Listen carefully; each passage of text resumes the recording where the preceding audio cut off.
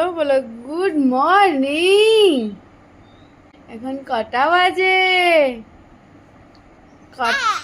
কটা বাজে তুমি বলো আগে, কটা বাজে তুমি জানো? এখন 4:30 বাজে, 4:28। হাই এভরিওয়ান, আমি সাথী মানে রিশুর মাম্মা।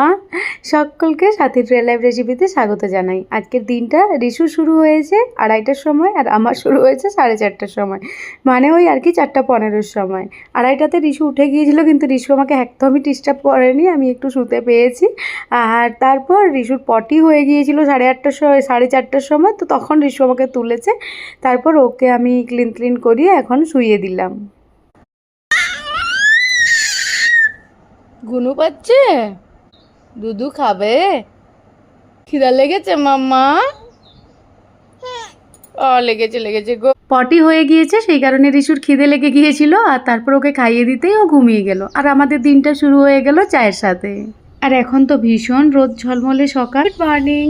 সকালের এক ঝলক তোমাদের দেখাই কীরকমভাবে দিনটা যাচ্ছে।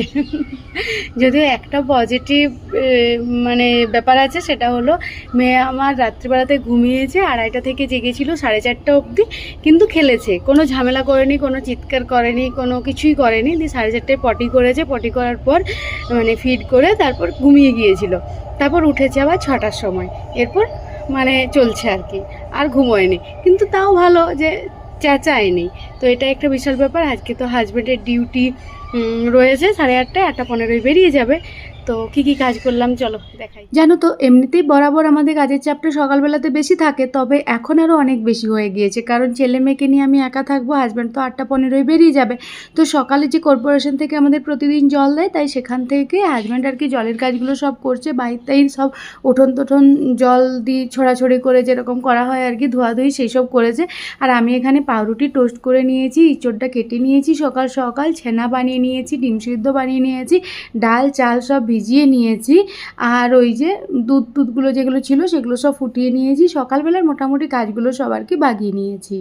আর এখন তো প্রায় ম্যাক্সিমাম দিনই ওই আটার যে পাউরুটি হয়, হোল হুইট ব্রেডগুলো, সেগুলোই আমাদের ভরসা। এগুলো আমি বাটার দিয়ে টোস্ট করে নিয়েছি, তার সাথে দুটো ডাব্বাতেই অল্প অল্প পিনাট বাটার ছিল, তো সেটাই আজকে শেষ করার ইচ্ছা রয়েছে। 3জনের 3টে ব্রেড আমি এখানে রেডি করে নিয়েছি। আমার নিজেরও যত্ন নিতে হবে, হাজব্যান্ডের ডিউটি, মেয়ে তো সারাদিনের কোনো কিছুই ভরসা নেই ওর ওপর, আর তার সাথে সাথে ছেলে রয়েছে, ওরও এখন স্কুল বন্ধ। ওই গরমের ছুটির পরেই ওর স্কুলটা খুলবে, সেই কারণে খুব একটা বেশি মানে এখন ওর চাপ নেই, তাই ও সকাল সকাল ঘুমোচ্ছে, ওকে আর তোলা হয়নি। ঘড়িতে এখন ওই যে 8টা বেজেই গেল। তো এদিকে মেয়ে আমার খেলা করছে, সেই যে বললাম 6টা অবধি ঘুমিয়েছে, তারপর কিন্তু উঠে পড়েছে। একটু রাগি রাগি করেছো মাম্মার ওপর? Good morning. পাপার জন্য একটু ব্রেকফাস্টটা বানিয়ে দিই, পিনাট বাটার দিয়ে ব্রেড টোস্ট দেবো, তার সাথে দেবো পাকা কলা, ছেনা, ডিম সেদ্ধ একটু বাগিয়ে দিয়ে আছি, ঠিক আছে? তুমি একটু খেলি করো, একটু হনুমান চল্লিশা শোনো, ঠিক আছে বাবা? শোনা মাম্মা আমার, টাটা বেটা।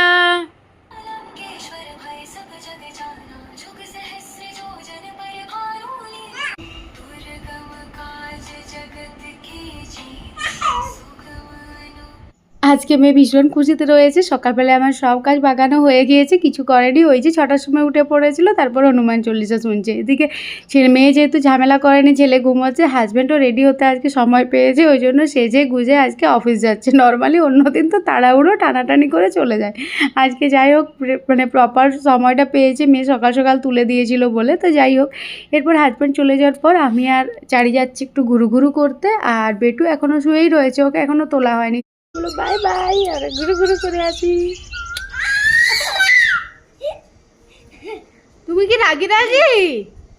তুমি রাগি ও মা, খুব রাগি রিসু, খুব রাগি। হ্যাঁ ও বাবা, রিসু কত রাগি গো। হ্যাঁ, আবার ওর গালে হাত দে, তাই তো রাগি যাবে কে? তুমি লিখো যাও। আর এই যে একজনকে লিখতে বসিয়েছি আর একজনকে এখানে শুয়ে রেখেছি। তো ছেলে বলছে পড়াশোনা করব না, এর কাছে বেশিক্ষণ রইব, আর দুজনকে দু জায়গায় রাখা যায় না। তো এইভাবেই আমার চলবে এই সময়টা। রান্নাবান্না চুকে গিয়েছে, মেয়েকেও স্নান টান করিয়ে নিয়েছি, যেহেতু আজকে হাজব্যান্ড দুপুরবেলাতে খেতে আসবে না, ওর অফিসে আজকে রয়েছে খাওয়া দাওয়া সব কিছুই, সেই সন্ধেবেলাতে আসবে।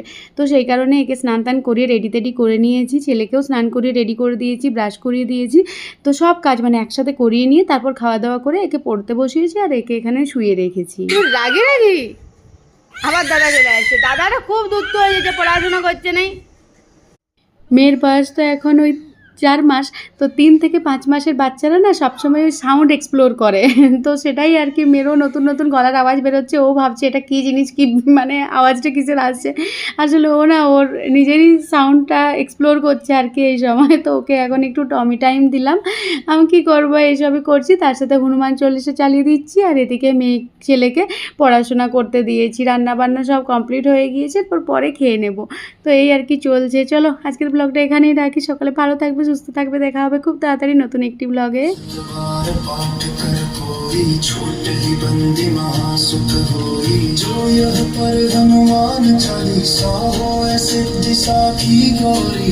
तुलसीदास सदा हरि चेरा की जयनाथ हृदय मोह घेरा। টাটা দিয়ে দাও, টাটা। এইভাবে আমাদের সকালটা শুরু হয়েছে, টাটা দিয়ে দাও।